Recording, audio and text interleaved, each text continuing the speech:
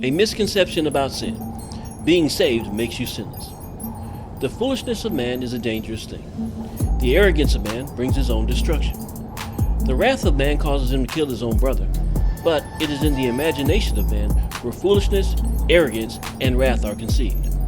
They are conceived there because in all of man's thoughts there is nothing but evil.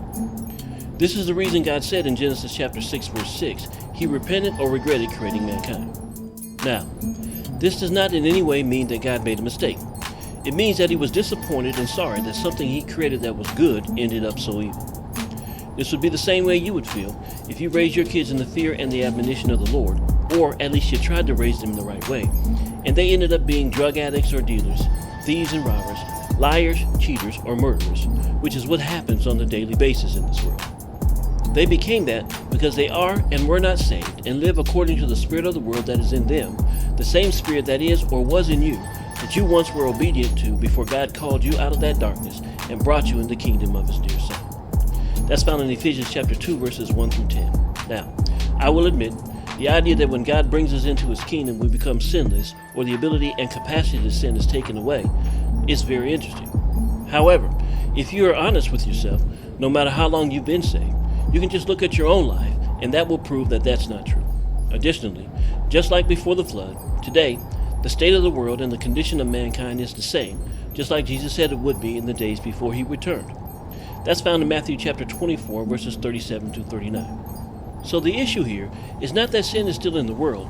The issue, or really the question is, did the salvation Jesus provided through the finished work of the cross, which is composed of His perfect and sinless life, the overkill, or the severe cruelty of the pain that was inflicted on Him through the physical beating He took for us that made Him unrecognizable, the unimaginable torment, or the inconceivable amount of trauma, drama, and shame He endured for the emotional beatdown He took for us, because of the lies that were told about Him and the rejection He felt by and from those who He came to save, the abandonment He felt when His Father turned His back on Him, and the ridicule of His enemies who conspired to kill Him and completed the task, but had no clue that what they were doing was a part of God's plan and that they were making the biggest mistake of their miserable and worthless existence. And to the other extreme, the exhilaration of the victory that He felt when the awesome, overwhelming, and unequal power God used to raise Him from the dead consumed Him, make those who believe in Him stop sinning or take away the ability and capacity to commit sin. And the answer to that question is emphatically no.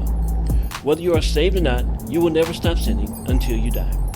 Here's the proof. Number 1. Romans chapters 5 verse 12. Therefore, just as sin came into the world through one man, and death came through sin, and so death spread to all because all have sinned.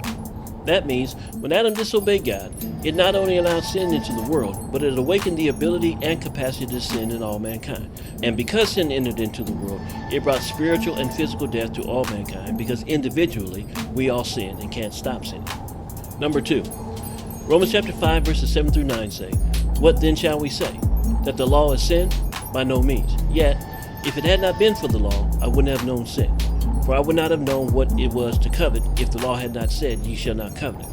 But sin, seizing the opportunity through the commandment, produced in me all kinds of covetousness.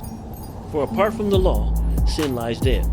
I was once alive apart from the law, but when the commandment came, sin came alive and I died. In other words, we didn't know we were sinning until the law showed us what we are doing, but we couldn't stop sinning because the law showed us what we were doing, stirs up our flesh so that once we sin, we have to keep sinning. Which means that the law was not given to stop us from sinning, it was given to show us just how sinful we are. Number 3. Romans chapter 7 verses 14 through 20 say, For we know that the law is spiritual, but I am of the flesh, sold under sin. For I do not understand my own actions. For I do not do what I want to do, but I do the very thing I hate. Now, if I do what I do not want, I agree with the law that it is good. So now it is no longer I who do it, but it is sin that dwells within me. For I know that nothing good dwells in me, that is in my flesh. For I have the desire to do what is right, but not the ability to carry it out. For I do not do the good I want, but the evil I do not want is what I keep on doing. Now, if I do what I do not want, it is no longer I who do it, but sin that dwells within me. What Paul is saying is that even though, and ever since he was saved, he still not only has the ability and capacity to sin, he still commits sin. So, if Paul did, the elect of God throughout the history of the church to this day commit sin. But that's what the grace of God, faith in the blood of Jesus and the finished work of the cross, and the hope of the glory on the inside of us is for. But remember, whether you are saved or not, we will not stop sinning until we die.